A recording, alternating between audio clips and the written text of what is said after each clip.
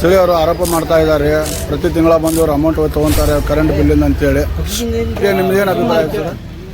ಅಲ್ಲಲ್ಲ ಅವು ಅಂತೂ ನಮ್ಮಲ್ಲಿ ಅಂತೂ ಅಬ್ಸೆಂಟ್ ಅದನ್ರಿ, ಅಂತಂದ್ರೆ ಅಬ್ಸೆಂಟ್ ಅದನವ.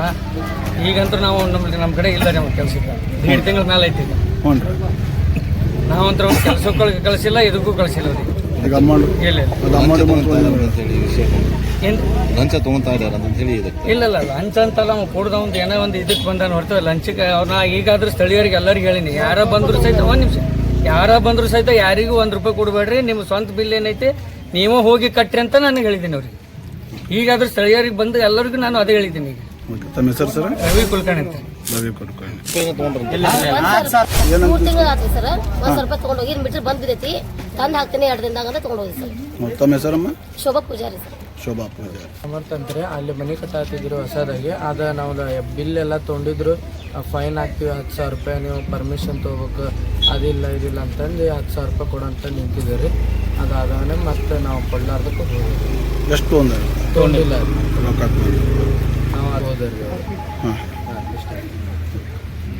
ಕೆಲಸ ಮಾಡ್ತೀಯ ಹಂಗಲ್ಲ, ನೀವು ಎಲ್ಲೇನೋ ಅಲ್ರಿ ಏನಾರ ನಮ್ಮ ಮನೆಗೆ ಬಂದ್ರಿ ನೀವು ಬಂದು ಕರೆಂಟ್ ಬಿಲ್ ಕೇಳಿದ್ರಿ, ನೀವು ಕೇಬ ಕೆಲಸ ಮಾಡತ್ತೀರಿ.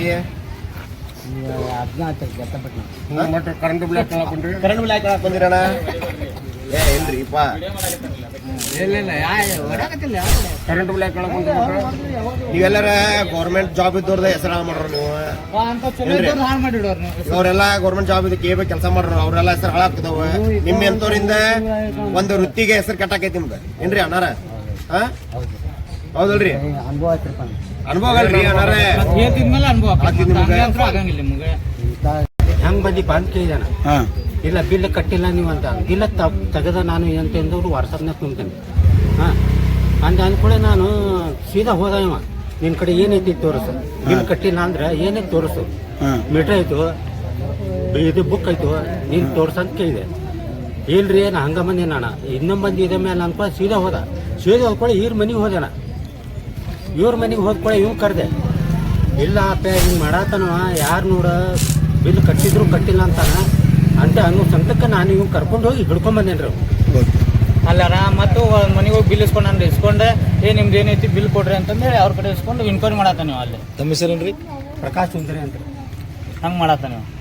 3ನೇ ಸರಿ ಬಂದಿದ್ರಿ ನಮ್ಗೆ ಫಸ್ಟ್ ಆದ್ರೆ ಕೊಟ್ಟಿಗಾರ ನಾ ನೀವು ಹಿಡ್ದಲ್ಲೇ ಸಿಕ್ಕಂಡ್ರಿ ಈಗ ಅವ, ಇಲ್ಲ ಸಿಕ್ತಿದ್ದಿಲ್ರಿ. ಮತ್ತೆ ಗಂಡ್ಮಕ್ಳು ಯಾರು ಅದ ನೋಡ್ರಿ, ಅಲ್ಲಿ ಹೊಂಟನ್ರಿ ಅವ, ಅಲ್ಲೋಗಿ ಕೇಳಾಕತ್ತಾನ್ರಿ. ಗಂಡ್ಮಕ್ಳು ಇದ್ದಾರ ಮನೆ ಕೇಳಾಕತ್ತಲ್ರಿ, ನಾ ಮನ್ಯಾಗ ಅದೇನು ಗೊತ್ತಿಲ್ಲ ಅವಂಗ ಬಂದಾನವ.